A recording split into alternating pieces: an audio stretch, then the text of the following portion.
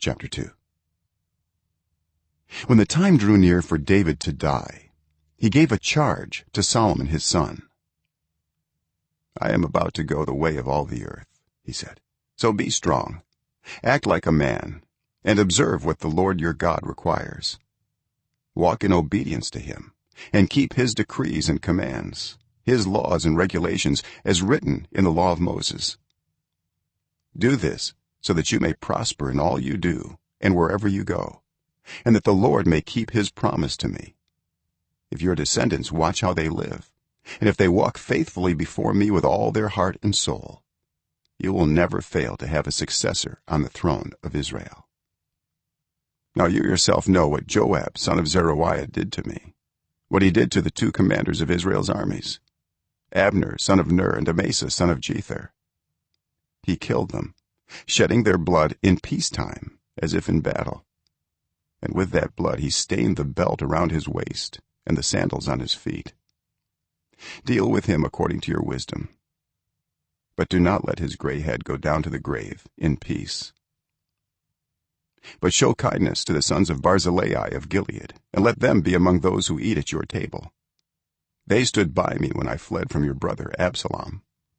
And remember, you have with you Shimei son of Gera, the Benjamite from Bahurim, who called down bitter curses on me the day I went to Mahanaim.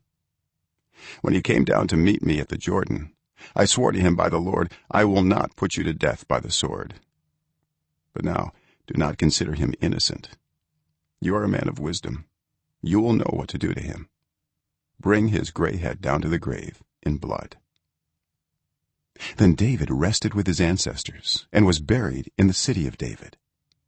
He had reigned 40 years over Israel, 7 years in Hebron and 33 in Jerusalem. So Solomon sat on the throne of his father David, and his rule was firmly established. Now Adonijah the son of Haggith went to Bathsheba, Solomon's mother. Bathsheba asked him, "Do you come peacefully?" He answered, "Yes, peacefully." Then he added, "I have something to say to you."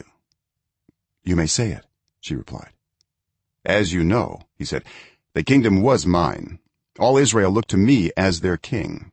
But things changed, and the kingdom has gone to my brother, for it has come to him from the Lord. Now I have one request to make of you. Do not refuse me."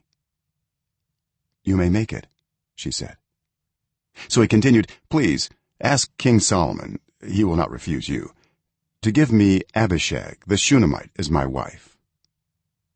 "Very well," Bathsheba replied, "I will speak to the king for you." When Bathsheba went to King Solomon to speak to him for Adonijah, the king stood up to meet her, bowed down to her, and sat down on his throne. He had a throne brought for the king's mother, and she sat down at his right hand. "I have one small request to make of you," she said. "Do not refuse me." The king replied, "Make it, my mother. I will not refuse you." So she said, "Let Abishag the Shunammite be given in marriage to your brother Adonijah." King Solomon answered his mother, "Why do you request Abishag the Shunammite for Adonijah? You might as well request the kingdom for him. After all, he is my older brother. Yes, for him and for Abiathar the priest and Joab son of Zeruiah." Then King Solomon swore by the Lord, "May God deal with me, be it ever so severely, if Adonijah does not pay with his life for this request. And now, as surely as the Lord lives, he who has established me securely on the throne of my father David, and has founded a dynasty for me as he promised, Adonijah shall be put to death today." So King Solomon gave orders to Benaiah son of Jehoiada, and he struck down Adonijah, and he died. To Abiathar the priest the king said, "Go back to your fields in Anathoth. You deserve to die, but I will not put you to death now, because you carried the ark of the sovereign Lord before my father David and shared all my father's hardships." So Solomon removed Abiathar from the priesthood of the Lord, fulfilling the word the Lord had spoken at Shiloh about the house of Eli. When the news reached Joab, who had conspired with Adonijah though not with Absalom, he fled to the tent of the Lord and took hold of the horns of the altar.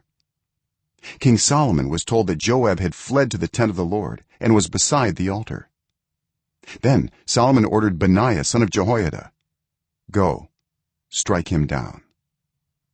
So Benaiah entered the tent of the Lord and said to Joab, "The king says, 'Come out.'" But he answered, "No, I will die here." Benaiah reported to the king, "This is how Joab answered me." Then the king commanded Benaiah, "Do as he says, strike him down and bury him, and so clear me and my whole family of the guilt of the innocent blood that Joab shed. The Lord will repay him for the blood he shed, because without my father David knowing it, he attacked 2 men and killed them with a sword. Both of them, Abner son of Ner, commander of Israel's army, and Amasa son of Jether, commander of Judah's army, were better men and more upright than he. May the guilt of their blood rest on the head of Joab and his descendants forever.